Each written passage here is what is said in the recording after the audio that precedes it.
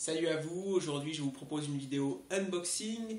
Il est très rare que j'obtienne plusieurs colis en même temps avec pas mal de livres, donc je fais quasiment jamais, j'en ai jamais fait avant de vidéo unboxing, donc j'essaierai d'en faire quand j'obtiendrai beaucoup de choses. En gros, faut pas s'attendre à en voir beaucoup, 3-4 par an.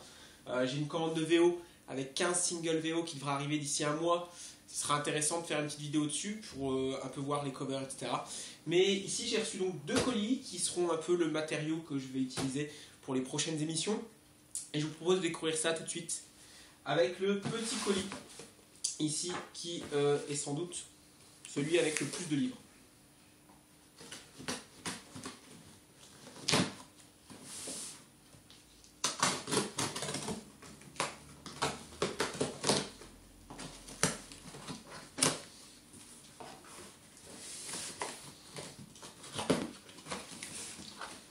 Donc, c'est cela. Nous avons tout d'abord Batman Beyond tome 2, 10 000 clowns, un volume assez épais, chez Urban Comics, 336 pages, un prix, je l'ai payé 20 € à peu près je crois, pas plus en tout cas.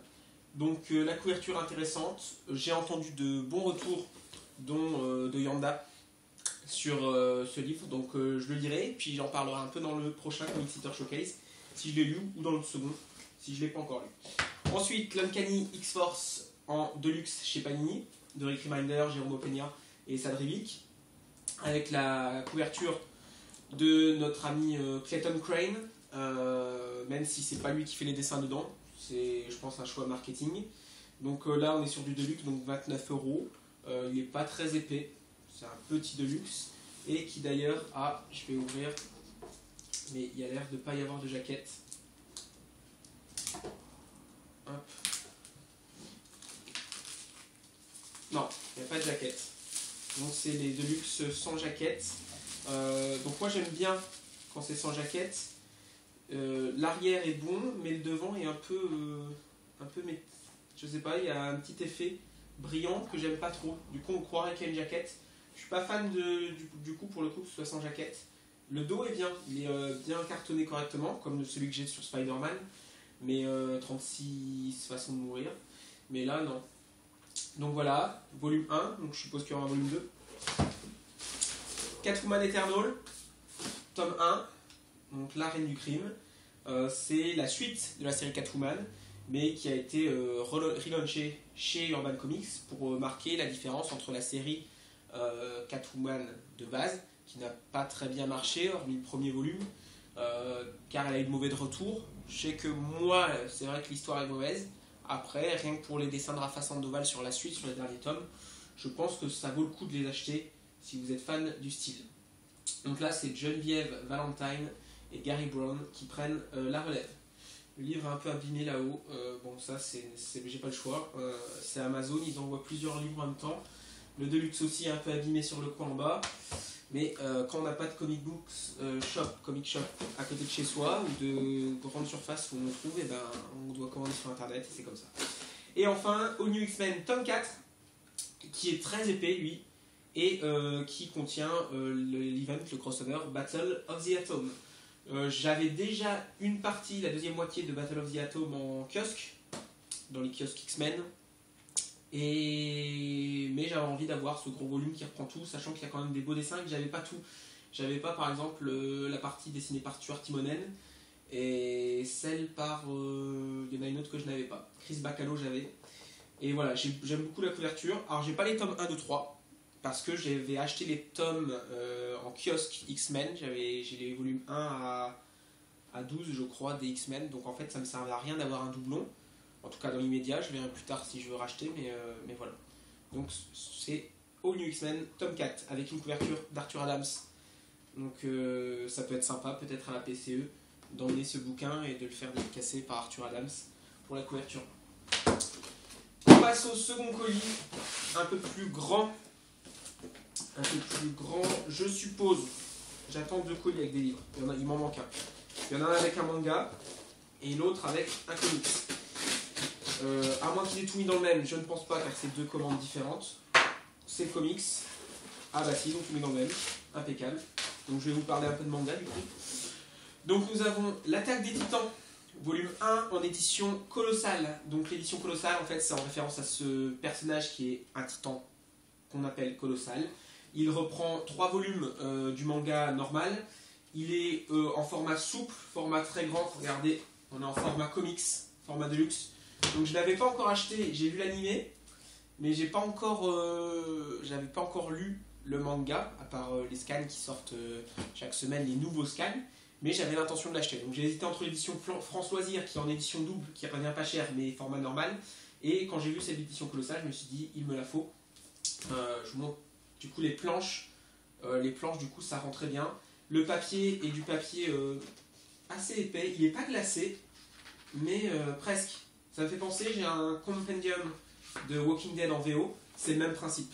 Ça coûte 19,95 pour 3 volumes. Donc si on divise par 3, 3 x 7, 21.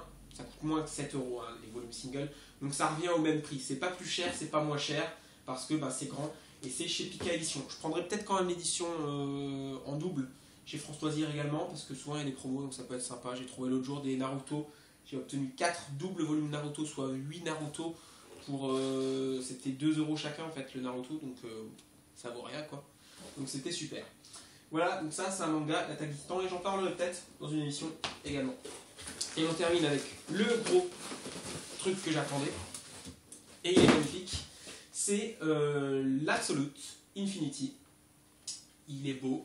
Je vais l'ouvrir pour vous montrer un peu comment ça se présente si vous n'avez jamais vu d'Absolute. Donc c'est mon deuxième Absolute parce que j'ai le Civil War. Je l'avais pris d'occasion, Civil War. Il était déjà sorti. Je l'avais trouvé à 40 euros, je crois, au lieu de 75 sur Price Minister. Et là, celui-là, je l'ai pris neuf parce que je voulais lire Infinity et je voulais pas acheter 3 volumes de la collection Marvel Now. Donc ça se présente comme ceci. Nous avons un fourreau, donc une couverture avant, une illustration arrière de grands héros, de grandes menaces. La tranche, Infinity, Panini Comics, c'est un fourreau. Donc ensuite, on sort le livre de son fourreau. Et vous avez une couverture comme ceci. Si je l'enlève, je vais l'enlever. Donc devant, superbe couverture ici. Et je vais l'enlever. Et nous avons un livre très simple. Voilà, il est vert. Infinity sur le côté. Je remettrai la couverture après pour ne pas l'abîmer. On va simplement regarder l'intérieur. Donc un mois plus tard. Voilà, donc les grandes planches. Regardez, c'est super beau. Je n'ai pas lu Infinity. Aucun numéro d'Infinity. Je n'ai pas lu Avengers, ni New Avengers, hormis 2-3 épisodes depuis le relaunch Marvel Now. Donc je ne sais rien. Je ne sais rien, ça va être une vraie découverte pour moi. Et je pense que je vais lire ça ce week-end parce que je ne vais pas pouvoir me retenir très longtemps. C'est super beau, c'est super grand. Alors forcément, moi j'adore quand c'est sur des grandes pages comme ça. C'est encore plus beau, le découpage est super. On verra ce que donne l'histoire et ce que vaut cette Infinity. Voilà donc pour ce petit unboxing. J'espère que ça vous aura plu. Dites-le moi si ça vous plaît pas, j'en referai pas du coup. Et sinon si ça vous plaît, je vous dis, j'ai une commande de VO avec 15 VO singles, dont des blank covers. Une blank cover normalement de Tony S. Daniel sur Batman et Robin Eternal et une blank cover de Wonder Woman 36 de David Finch. Ils sont pas à la PCE, en tout cas ils n'ont pas été annoncés aujourd'hui pour le moment. J'ai déjà rencontré David Finch qui m'a fait un sketch et dédicacé des choses.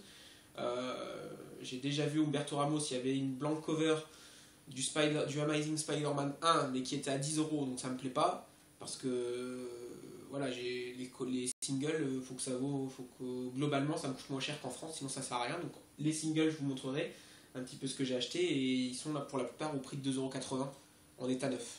Donc là ça vaut le coup.